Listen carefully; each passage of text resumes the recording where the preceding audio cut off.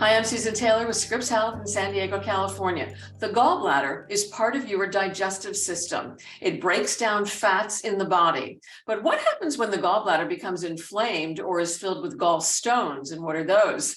Joining us to talk about this is Dr. Dan Giurgiu. He is a surgeon with the Scripps Mercy Physicians Medical Group in San Diego, California. He specializes in minimally invasive laparoscopic and robotic surgery. Thanks so much for being with us, Doctor. Thank you, Susan, for having me. So how is the gallbladder involved in the way you digest food? What does it do? Okay, so I have actually a model here to show you where the gallbladder is. And the gallbladder is located just below the liver edge, inside the liver. And it's connected to the GI tract, meaning your intestines, by these ducts, depicted here as these green tubes. And all the gallbladder does is it stores bile. And bile is a very essential physiologic fluid that is produced by the liver to help you digest fat, in particular, specifically. And so if you don't have bile, you're in trouble. So the gallbladder stores the bile, and then when you eat, it squeezes and expels extra bile into your digestive tract to help you digest. And so what can go wrong? I know that you can get these gallstones, and what causes the gallstones? Most commonly, it has to do with diet.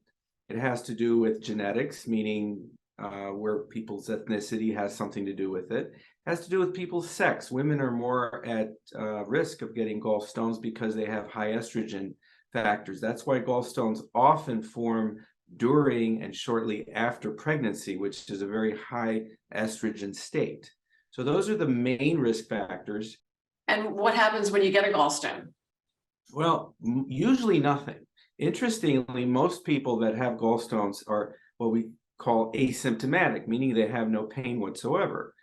And that's most people who develop gallstones never even know it. They're just sitting there silently, and they're not causing any problems. But when they do cause problems, you'll know it. And what causes them to have a problem? Basically, the thought is that the gallbladder starts to get filled with stones, or a small stone will basically, as depicted here in this picture, will travel all the way down to where we call the neck of the gallbladder. And this little duct here called the cystic duct, which has a very, very tiny caliber, can easily get clogged up. And when that clogging occurs with the gallstone presumably doing the clogging, well, you have pressure of buildup into the gallbladder, and then that causes pain.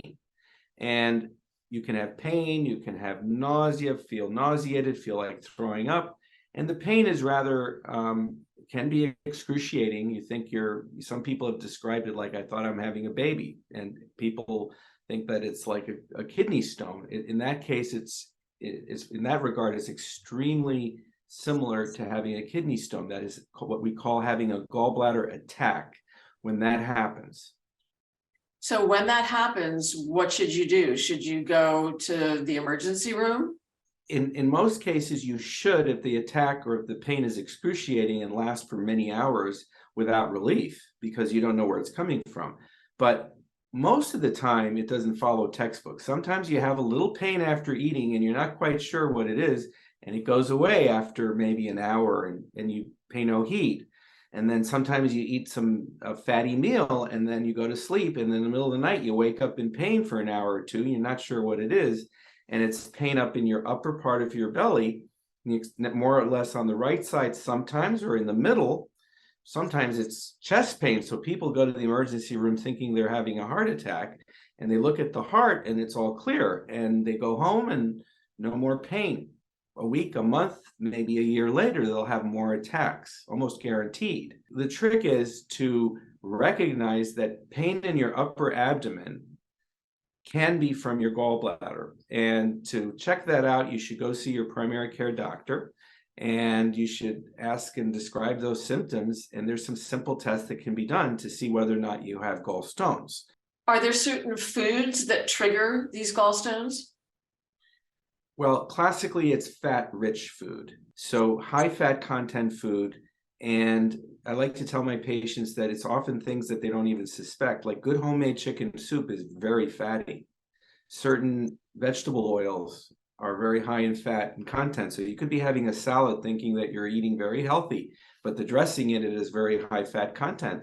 And so that might set off an attack. Most people, it's pretty classic. Oh, I had a pizza or I had a burrito, and boy, did I get pain out of this world. What is cholecystitis and gallstone pancreatitis? It's an inflamed gallbladder that then sometimes can be treated with antibiotics to calm down the inflammation. But the problem with inflammation is that it leads to infection in this case, because the bile can get infected.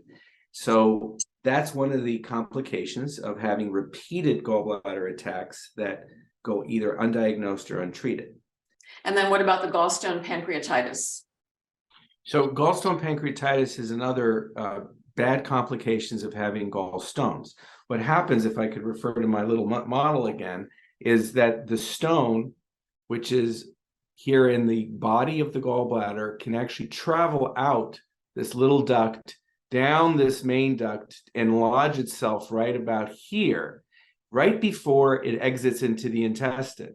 And right over here, you have the pancreas, which shares what we call a common channel with the common bile duct. It's called the pancreatic duct. And when pressure builds up in that common channel, the pressure builds up and causes a pancreatitis, which is an inflammation of the pancreas, which can be very serious. Pancreatitis is not a simple or a disease that we want to deal with at all. So if you have pancreatitis and gallstones, your gallbladder has to be removed to prevent it from happening again. So how do you treat all of this stuff? Is it something, I mean, if you start having these symptoms, pain in your abdomen, jaundice, nausea, vomiting, fever, chills, your urine is light brown, does that mean that the gallbladder has to be removed? How do you treat all this stuff? If you do have any of the symptoms that I described earlier, classically pain, nausea, vomiting, it can travel into your back or into your shoulder. It could be mainly chest pain or in your right upper quadrant specifically. Then you really ought to seek the treatment, which currently is surgery. And so let's say you have the gallbladder taken out, you have the surgery. Does this change the way you eat? Does this change the way you digest food? Short answer is no. There are no restrictions after having gallbladder surgery. However, some people do notice some change in their habits, mainly in their bowel function, most commonly some constipation. 10% of folks get diarrhea for a little while and loose stools, and that can be very upsetting if they don't know about it. Most of these changes can be managed with dietary adjustments, but there are no specific restrictions. So what about surgery? Let's say you've got to take the gallbladder out. There's incredible technology which allows you to do it in a way where the patient is home from the hospital and up and back, doing their thing in a very short period of time. We can now do surgeries through very tiny little holes.